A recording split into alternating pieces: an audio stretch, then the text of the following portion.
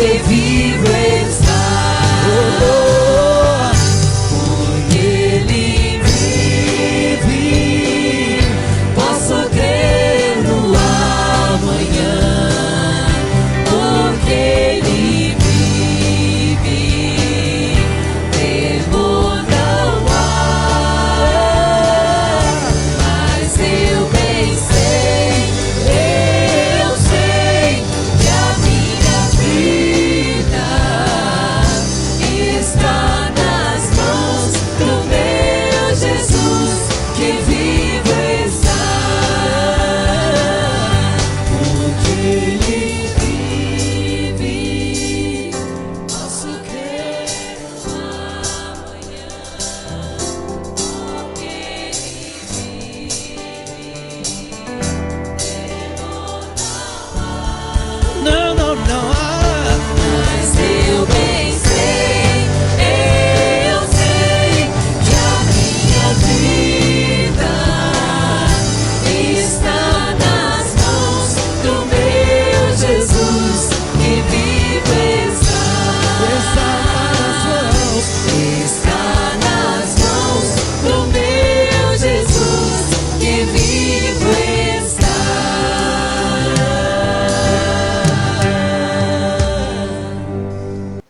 Nós saudamos a todos com a graça e a paz do nosso Senhor e Salvador Jesus Cristo. Sejam bem-vindos a mais um programa Adoração em Casa. Que a palavra do Senhor de fato alcance o seu coração, as necessidades da sua vida e que assim nós possamos cultuar ao Senhor e celebrar a Ele tudo o que Ele tem realizado em nossa vida. Você passe esse vídeo para outra pessoa, compartilhe, comente, se envolva com tudo isso, pois queremos glorificar o nome do Senhor através das plataformas digitais e anunciar ao Senhor e também a toda a humanidade a todo louvor e toda adoração àquele que é digno. Nós vamos orar ao Senhor, vamos colocar diante dele a nossa família, colocar diante dele a nossa sociedade, a nossa nação, que o Senhor esteja conosco nesse tempo. Deus bendito, em nome de Jesus, colocamos diante do Senhor a nossa vida, a nossa família. Ó Deus, em nome de Jesus, derrame sobre nós da Tua graça, da Tua misericórdia, da Tua provisão, que nós possamos contar com Teu auxílio, com a soberana vontade do Senhor a conduzir a nossa vida. Nos guarde, nos sustente e nos abençoe, em nome de Jesus. Amém e amém. Meus irmãos, nós temos falado ao longo dessa semana, na carta do apóstolo Paulo aos Romanos, sobre os contrastes que o apóstolo apresenta nessa carta. Falamos a primeira característica desse contraste, quando temos um cenário de uma noite escura e ele então apresenta o raiar de um novo dia. Hoje nós vamos apresentar um outro contraste, o contraste de mortos para o pecado e vivos para Deus. Romanos capítulo 6, versículos 1 a 4 diz assim: Que diremos, pois? Permaneceremos no pecado para que seja a graça mais abundante? De modo nenhum. Como viveremos ainda no pecado, nós os que para ele morremos? Ou porventura ignorais que todos nós que fomos batizados em Cristo Jesus, fomos batizados na sua morte?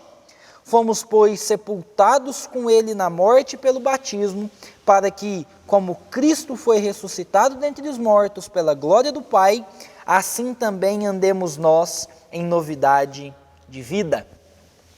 Já brincou daquela tradicional brincadeira morto-vivo, onde quando a pessoa fala morto, você tem que agachar e quando fala vivo tem que levantar? Que contraste é este entre mortos e vivos que o apóstolo Paulo faz no seu capítulo 6? No capítulo 3, Paulo já havia falado dessa nova vida no Senhor, dessa nova perspectiva, desse novo raiar em meio às densas trevas.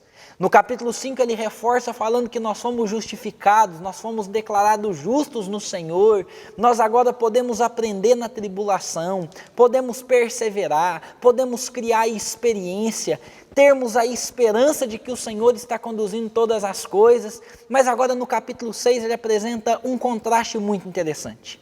Ele fala que nós estamos mortos para o pecado. O que significa isso? Primeiro, as pessoas começaram a se questionar, e Paulo então se coloca como um questionador dele mesmo, quando ele faz uma pergunta retórica dizendo o seguinte: que diremos, pois? Nós vamos continuar pecando para que a graça seja maior, seja mais evidente? Se nós fomos escolhidos pelo Senhor, se nós fomos salvos pelo seu nome, nós então agora temos a certeza de que não perdemos a salvação, então vamos pecar deliberadamente, sem cessar, vamos pecar mesmo para que essa graça seja maior e mais abundante. O apóstolo Paulo mesmo responde: de modo nenhum. Como nós vamos continuar pecando se nós estamos mortos no pecado, mortos para o pecado? Então esse é o primeiro aspecto do contraste que Paulo faz aqui. Ele apresenta a seguinte expressão: mortos para o pecado. O que significa estar morto para o pecado? Em primeiro lugar, significa que nós ainda vamos continuar pecando. O pecado continua sendo uma prática na vida do cristão, mas essa prática não pode ser algo habitual. O pecado na vida do cristão precisa ser um acidente. Nós precisamos lutar contra o pecado, não nos acostumar com as consequências desse pecado, não nos acostumarmos em fazer o que é errado, mas lutarmos contra o pecado a cada dia. A diferença entre um cristão e um não cristão é que o não cristão peca deliberadamente sem consequências desse pecado. O cristão, quando peca, ele precisa cair num estado de arrependimento, de choro, de dor, de humilhação diante do Senhor e dizer para Ele: pequei contra ti somente, fiz o que era mal diante dos teus olhos, de maneira que o meu falar precisa ser moldado pelo Senhor, de maneira que o meu agir precisa ser moldado pelo Senhor, de maneira que eu preciso entender agora quais são os aspectos da minha vida pecaminosa e entender que no Senhor Jesus eu tenho esperança de lutar contra os meus pecados. Você já diagnosticou na sua vida onde você tem pecado? Você já chorou pelo seu pecado? Você já se arrependeu dos seus pecados? Pois se você tem essa consciência, é porque você já compreendeu o segundo contraste. O segundo aspecto do contraste é que nós estamos vivos para Deus. Se nós estamos, por um lado, mortos para o pecado, nós estamos vivos para Deus. E se estamos vivos para Deus, temos a consciência do Espírito Santo que nos alerta sobre os nossos pecados, que nos incomoda sobre os nossos erros e que gera em nós transformação. Se você precisa disso, se você precisa caminhar mais perto do Senhor para diagnosticar o seu pecado, é sinal de que a caminhada do Senhor Jesus começou a fazer sentido para a sua vida. Se o pecado está te incomodando, se está doendo o coração, se a consciência está pesada, é porque você está passando por esse processo de mortos para o pecado e vivos para Deus. Mas no segundo aspecto, essa expressão mortos para o pecado, além de evidenciar essa luta contra a nossa carne, também nos mostra e revela que nós estamos mortos pela condenação do pecado. Ou seja, nós estamos mortos no pecado no sentido desse pecado não ter mais um poder condenatório na nossa vida. Jesus Cristo pagou a dívida.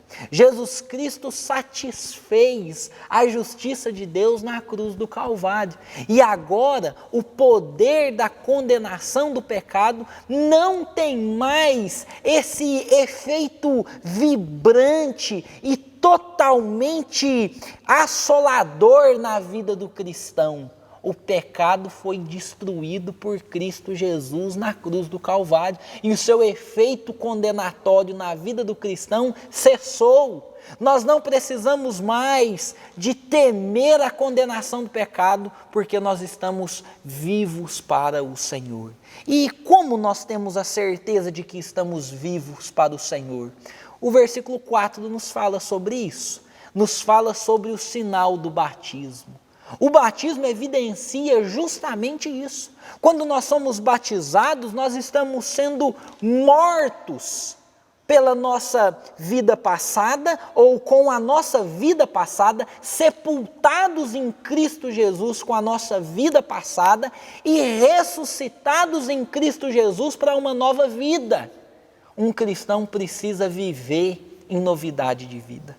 Nesses dias em que nós estamos aprendendo a viver diante de tantas coisas que estão acontecendo, nós temos tempo para olhar para a nossa vida e diagnosticar os nossos pecados. Olhar para o Senhor e nos questionar: nós estamos mortos para o pecado? Então eu preciso lançar fora tudo aquilo que me distancia do Senhor e começar a viver em novidade de vida. Os mortos para o pecado vivem em novidade de vida. Que o Senhor alcance o seu coração e que você possa, através da palavra dele, não mais brincar de morto e vivo, não mais ficar naquele estado morno, mas entender que os que estão em Cristo Jesus estão vivos para ele e mortos para o pecado. Que o Senhor nos ensine a odiar o pecado, que o Senhor nos ensine a lutar contra a nossa carne, que o Senhor nos ensine a abandonar as práticas perversas do pecado, que o pecado, quando cometido, seja um acidente na nossa vida e que imediatamente a vida do Espírito Santo brote no nosso coração, a fim de nos arrepender, a fim de chorarmos e a fim de clamarmos ao Senhor para que nos ensine a viver em novidade de vida. Mortos para o pecado, vivos para Cristo Jesus, o nosso Senhor. Glória a Deus por essa maravilhosa obra, por esse contraste glorioso nessa carta tão especial que é a carta de Paulo aos Romanos. Vamos orar ao Senhor em nome de Jesus. Deus bendito, nós louvamos ao Senhor, porque quando passamos pelo batismo, nós fomos sepultados juntamente com Cristo, mas igualmente com Ele nós fomos ressuscitados mediante o poder de Deus. Ó Pai, nos ensine a lutar contra o nosso pecado, nos ensine a morrer para as nossas práticas antigas. O Senhor já cessou, o Senhor já triunfou sobre a condenação do pecado e agora nós queremos viver em novidade de vida.